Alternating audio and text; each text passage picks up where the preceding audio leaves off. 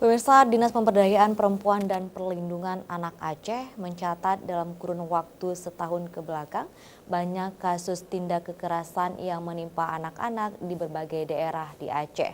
Dan banyak juga kasus lain yang menempatkan anak sebagai korban.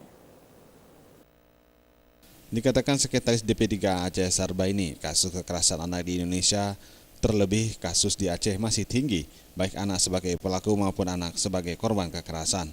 Kasus kekerasan terhadap anak di Aceh kebanyakan adalah kasus kekerasan seksual.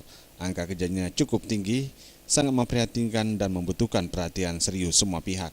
Karena itu perlu adanya penyamaan persepsi antara aparat penegak hukum, yaitu kepolisian, kejaksaan, maupun pengadilan dalam penanganan perkara kekerasan anak di Indonesia, terlebih khusus di Aceh.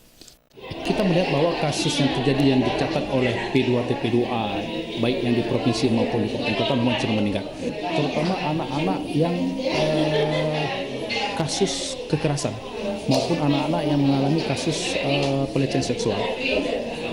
Tidak menjadi hal yang baru di Aceh bahwa kasus kekerasan yang terjadi terhadap anak itu juga terjadi antar anak dengan anak maupun anak dengan orang dewasa.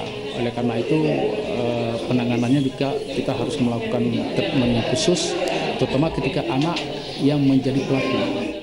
Tugas untuk mencegah dan melindungi anak-anak sebagai korban kekerasan bukan saja tugas Dinas Pemberdayaan Perempuan dan Perlindungan Anak atau aparat penegak hukum semata, namun menjadi tugas semua elemen masyarakat agar menghasilkan masa depan anak-anak yang cerah. Tim Liputan Aceh TV.